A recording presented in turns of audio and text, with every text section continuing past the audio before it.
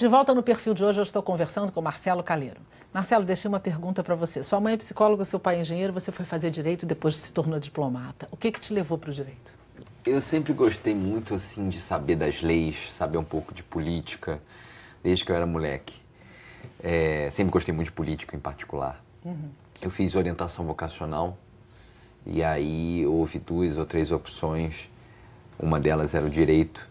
Achei uma escolha, no final das contas, muito natural, assim. Gostava, esse senso de justiça, né? Sempre foi muito presente, assim. Um valor muito presente na minha própria formação. Eu acho que tem tudo a ver com direito, você buscar a justiça. Né? E exerceu? Exerci. Cheguei a exercer. Eu me formei em 2004. Na época eu estagiava numa grande empresa de telecomunicações. Fui efetivado nessa empresa. Fiquei mais ou menos 1 ano.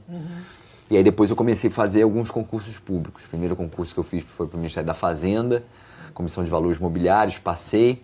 Trabalhou lá? Trabalhei lá. Gostou? Gostei muito.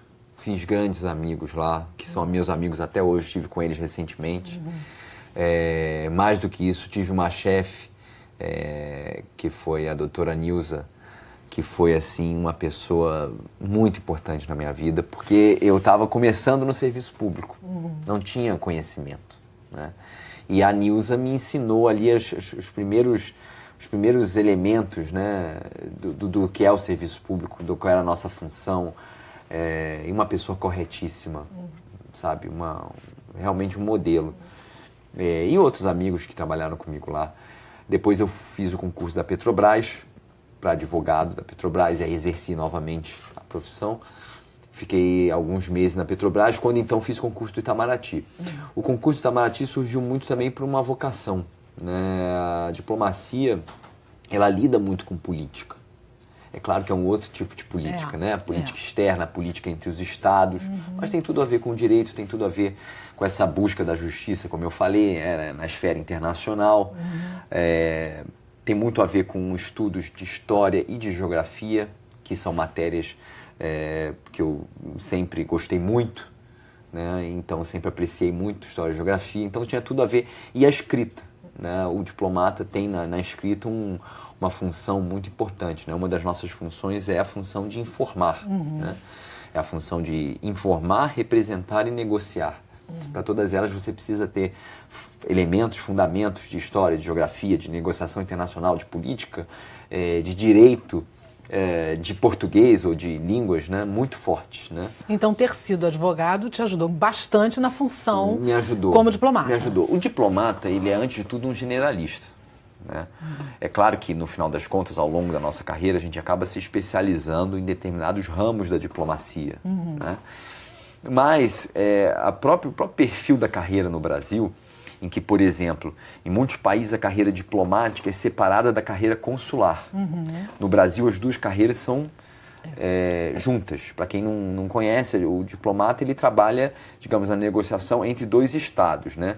O trabalho consular é a prestação de assistência aos brasileiros no exterior. No Brasil, as 2 carreiras são juntas.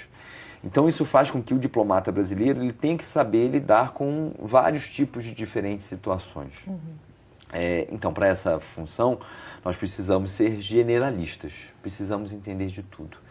Mas, ao mesmo tempo, e por essa razão até é bacana que a carreira exige apenas curso superior, em qualquer área.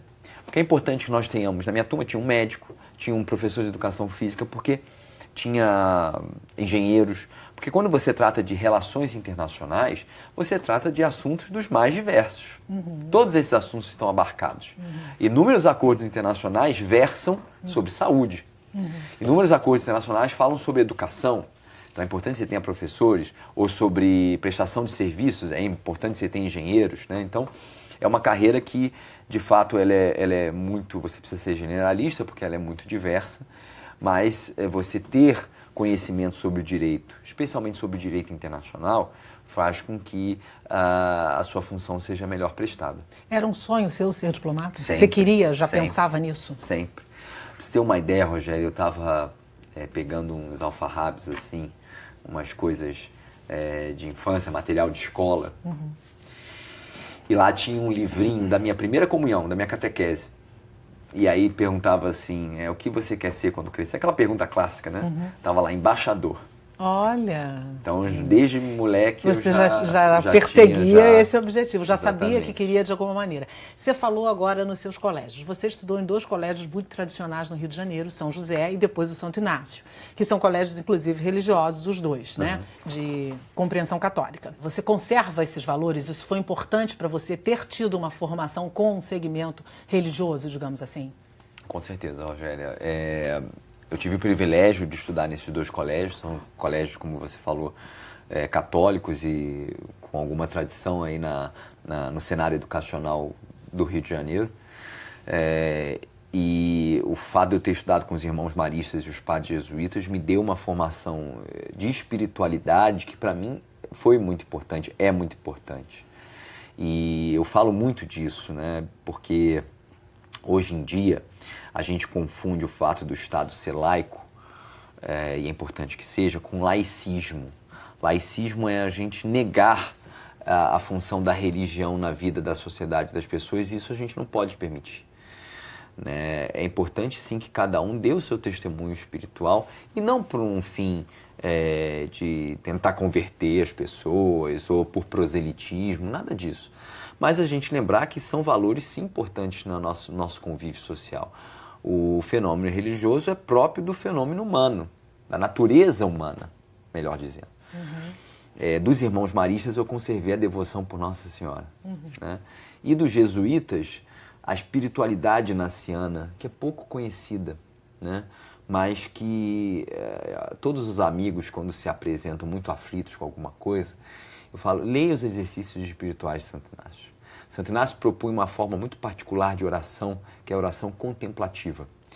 E a oração contemplativa, ela permite que você faça uma reflexão sobre a presença de Deus na sua vida, sobre o que você quer da sua vida, sobre o significado, porque eu vejo muitas pessoas angustiadas hoje com isso, né? Essa fragilidade humana comparada com as cobranças que são feitas, né? Todo mundo tem que ser bem-sucedido.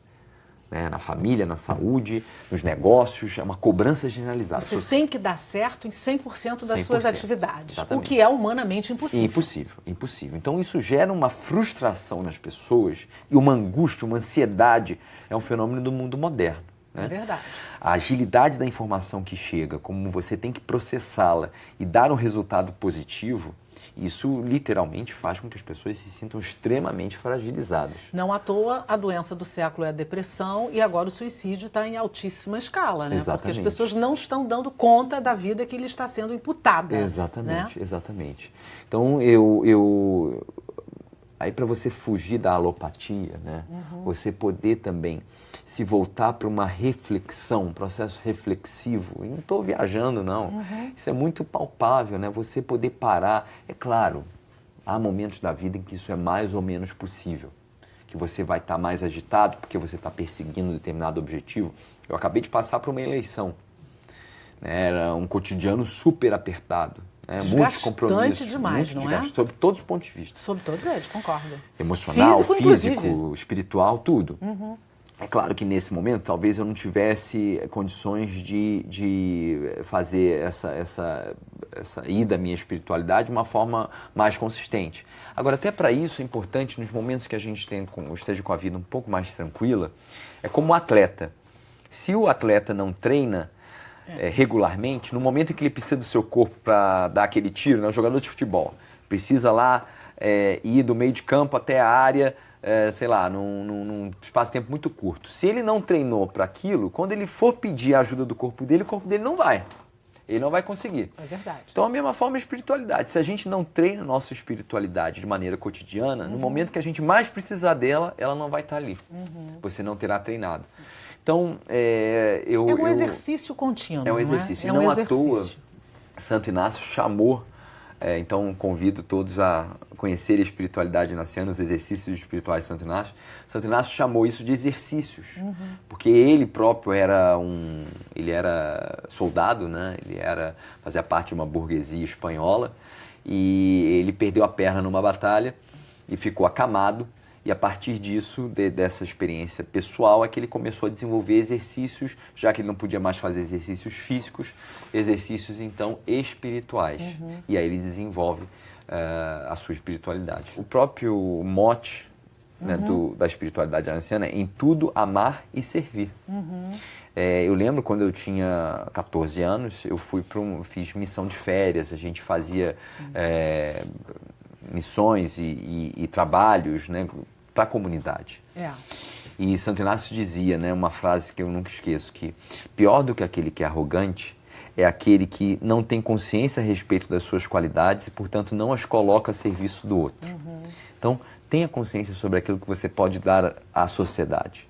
Isso não é arrogante. É assim mesmo você dizer, não, eu tenho o dom para falar em público. Então, use aquilo como uma ferramenta, né?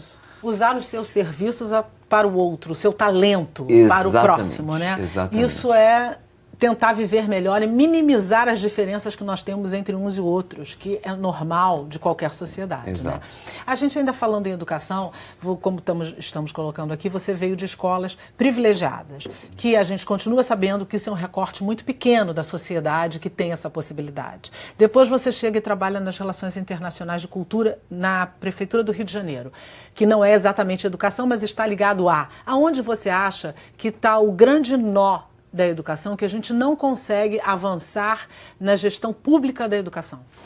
O Brasil avançou muito nas últimas décadas, nos últimos anos, na universalização do ensino. Ou seja, hoje praticamente todas as crianças brasileiras estão na escola.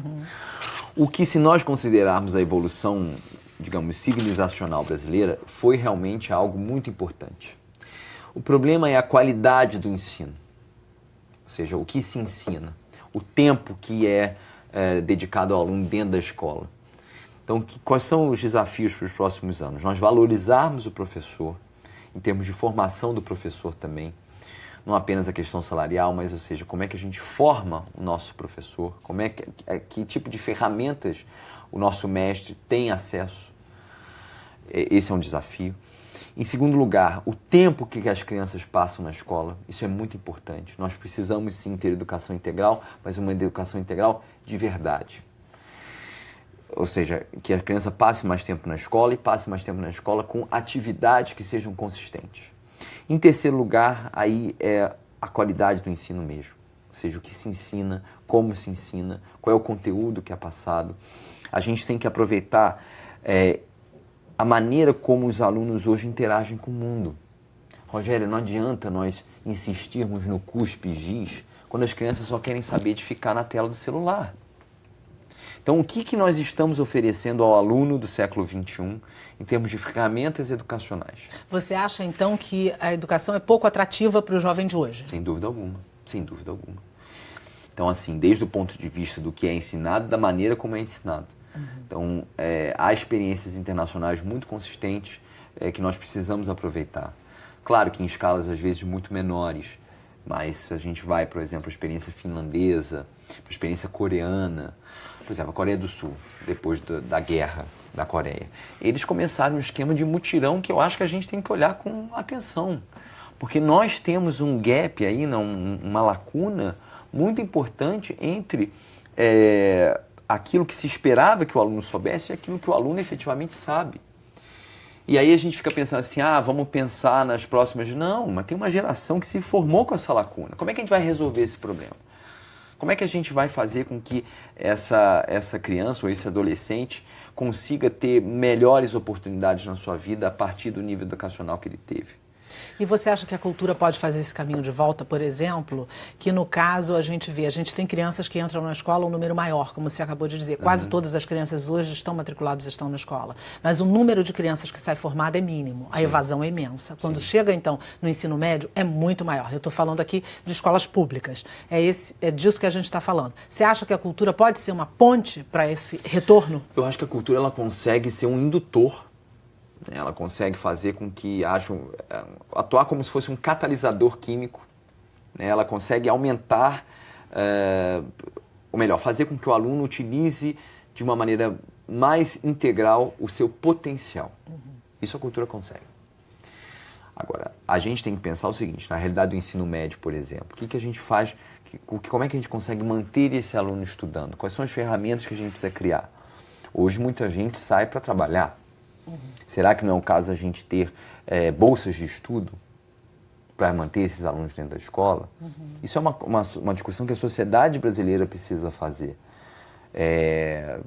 Por exemplo, em vários países esse é um instrumento bastante utilizado, né? Você fazer com que esse conteúdo seja dado de forma mais atrativa, ligado ao mercado de trabalho. Isso também é importante a gente pensar. Meninas com 13, 14 anos, que é essa faixa etária, começam a engravidar. É um outro problema também, que a gente precisa dar conta disso, porque aí ela se afasta, porque na maioria das vezes não tem com quem deixar o filho.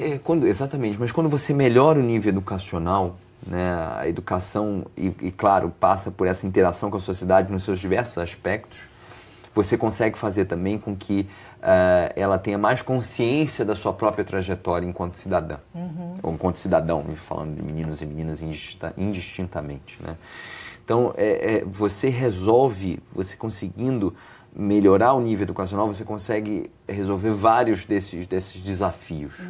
Agora, nós precisamos melhorar a educação tendo também um nível socioeconômico do país, de uma forma geral, melhor. Nós temos que lembrar que nós vivemos hoje a maior crise econômica de toda a nossa história. Isso é muito ruim, isso é muito grave, né? Porque como é que você vai pensar, como a gente estava falando agora, há uma necessidade muito mais urgente, às vezes, para a família, que é fazer com que aquele adolescente, aquele rapaz de 18, 19 anos, passe a gerar renda para sua família. Então, como é que você convence ele de que, olha, no longo prazo e tal, se ele não tem o que comer de repente? É uma situação bastante delicada. É verdade. Por isso que a gente tem que pensar, como a gente costuma dizer hoje em dia, né, fora da caixinha. Sem dúvida. Porque os problemas são graves e são muito complexos para a gente pensar ali no tati-bitate. E você acha que o poder público já enxergou isso e está fazendo alguma coisa nessa linha, nessa direção? Olha, eu acho que a gente ainda pensa muito dentro da caixinha, no sentido de que a gente busca soluções muito, digamos, de certa forma, prosaicas para problemas que são muito sofisticados. Essa é a impressão que eu tenho. É verdade. Você foi para a prefeitura, estando com a sua vida lá estabilizada, diplomata, de carreira, com a vida tranquila e fazendo uma coisa que você queria fazer, que era a diplomacia. E aí você vai para um desafio tremendo, que é ser secretário das Relações Internacionais na Prefeitura do Rio de Janeiro.